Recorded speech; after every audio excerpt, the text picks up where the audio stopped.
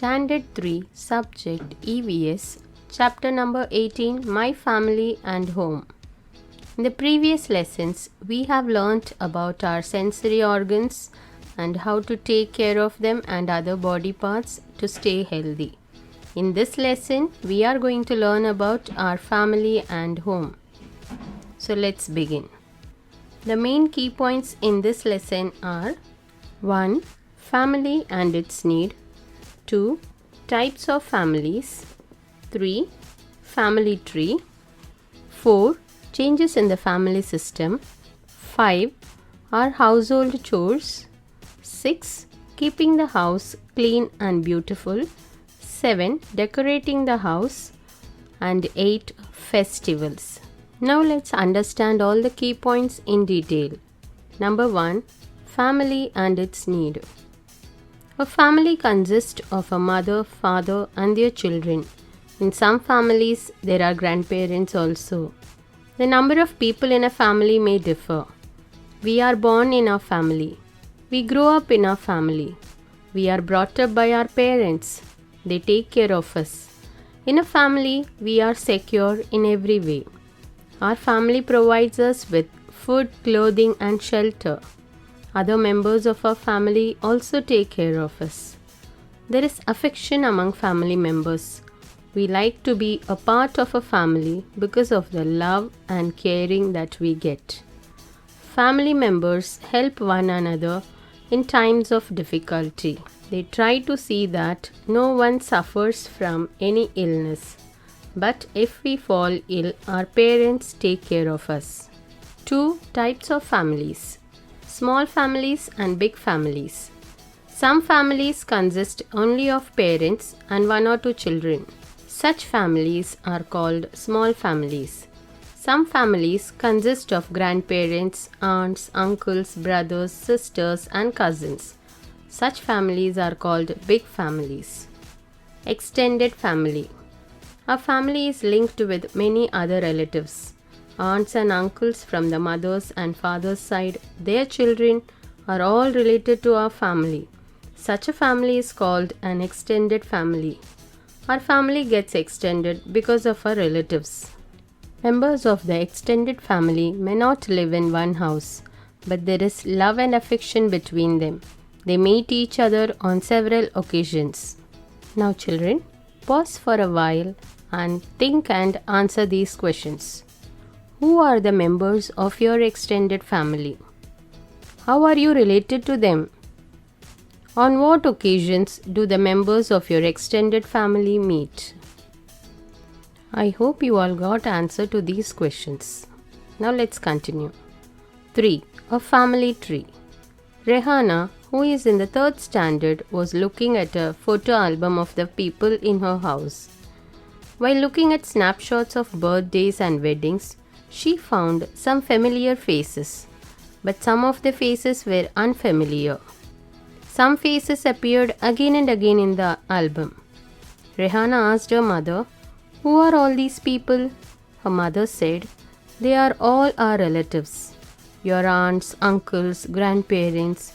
You can see them all in these photos." Rehana asked her mother to explain it to her in detail. Rehana's mother then drew a diagram for her. Children, this is the family tree where our family begins. Our family consists of grandmother and grandfather. After them, aunt and your mother or father. Then uncle, aunt. Then in your family, Rehana and Salim, that is you and your brother. Next in your uncle's family, Sahil and Sania, they are your cousins. Children, this is Rehana's family tree. You also know who are the members of your family. You can also draw your own family tree. In a family, generations follow one after the other over a period of time. They can be shown on the family tree. Number 4. Changes in the family system. The family system changes as time goes by. At one time, grandparents, aunts, uncles, parents, siblings and cousins all lived together and formed one big family. This was called a joint family. When members of a family move away because of their jobs or occupations, they start living separately, forming different families. Such smaller families are called nuclear families. The family system has changed in this way. Number 5 are household chores. In a house, there are plenty of works to be done every day, like cooking, cleaning, washing, and many more works to be completed in a day. In a nuclear family, one person does all the work, whereas in a joint family, everyone help each other. Now children, pause for a while and answer these questions. Prepare a list of chores that are done in your home. Who does these chores in your house? Which of these chores do you like to do? Do you do each other's chores? After you get answer to these questions, we continue. Storing water, cooking and cleaning are chores that need to be done in a family every day. Functions and festivals are often celebrated in the house. We have to welcome and entertain guests. The elderly people in the family need special attention. We should care for their health.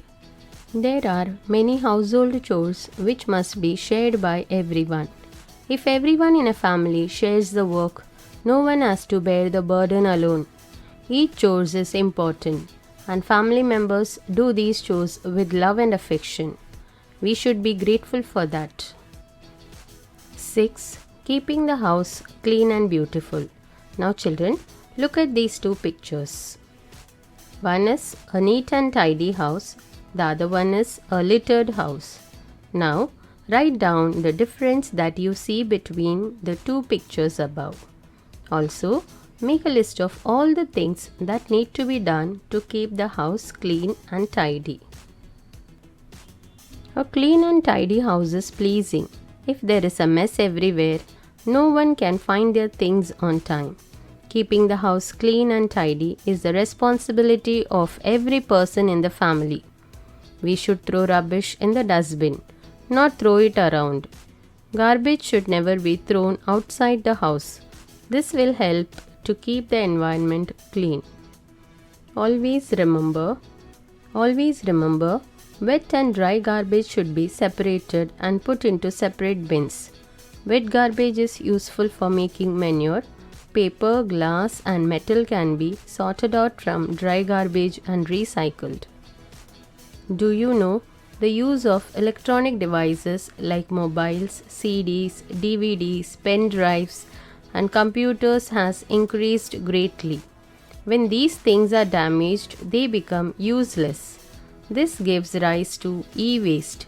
The disposal of e-waste is a big problem. 7. Decorating the house. Decorating the house is the responsibility of every person in the family. We decorate house while celebrating festivals and programs. As far as possible, we should not use materials like plastic, thermocol and chemical colors that causes harm to the environment. Instead, we should use flowers, papers and rangoli to decorate our house. 8. Festivals. We celebrate many festivals in the family. In the same way, different kinds of festivals are celebrated in different regions of the country. Agriculture is the main occupation of our country. Many of our festivals are related to agriculture and environment. Holi is a festival that marks the end of winter. In Punjab, Baisakhi is celebrated at harvest time. In Maharashtra, we celebrate Bail Pola when the sowing of the crop is over. During the harvest season in Tamil Nadu, Pongal is celebrated, while in Kerala, they celebrate Onam. Dasara, Diwali and Gudi Padwa are celebrated when the farm produce is ready. Paryushan Parva, Buddha Purnima, Ramzan Eid, Christmas and Pateti are important festivals.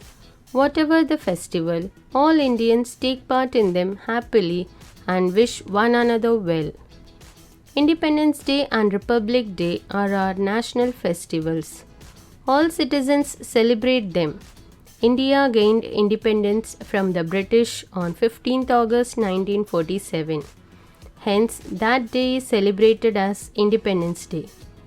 The Indian Constitution was adopted from the 26th of January 1950. So, this day is known as Republic Day. Festivals bring people together. The feelings of togetherness grows.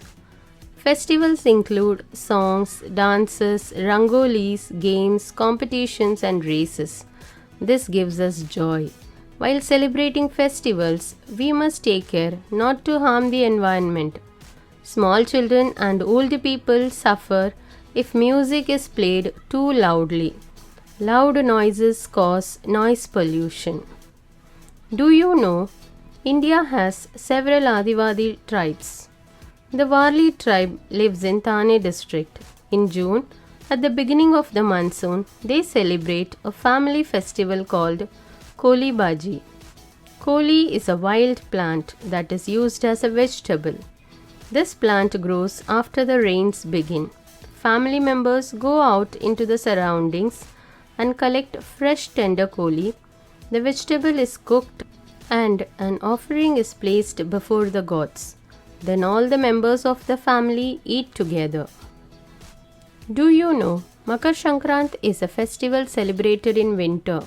On this day, friends and relatives give each other tilgul, sesame and jaggery. Sesame is an important winter crop. Sesame is a good food for winter as it helps to keep us warm. Now let us have a quick recap of what we have learnt in this lesson. In a family, we are secure in every way. Families are of different types: small families, big families, extended families. A family tree shows several generations of people. Every household chore is important. We must keep our house and surroundings clean. Many of our festivals are linked with agriculture and environment.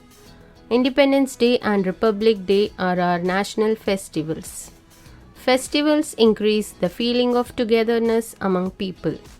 During festivals, we meet each other and talk to each other and feel connected.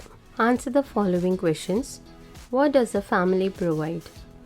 Our family provides us with food, clothing, shelter, love, care, and respect. Question 2. Who takes care of us when we are ill? Answer 2. Our parents care for us when we are ill. Question 3. What is a joint family? Grandparents, aunts, uncles, parents, siblings, and cousins all living together under one roof are called a joint family. Question 4. Why are many festivals linked with agriculture? Answer 4. Agriculture is the main occupation in our country. Thus, many festivals are linked with agriculture. Right, whether right or wrong. 1. We must help each other in times of difficulty. Right. 2. All family members should share the household chores. Right. 3. Garbage should not be thrown in a garbage bin. Wrong. 4. Music should not be played so loud as to cause noise pollution. Right. Children, we have completed this lesson. I hope you have understood the lesson very well. There is an activity for you, that is, draw your family tree. Draw your family tree. Thank you.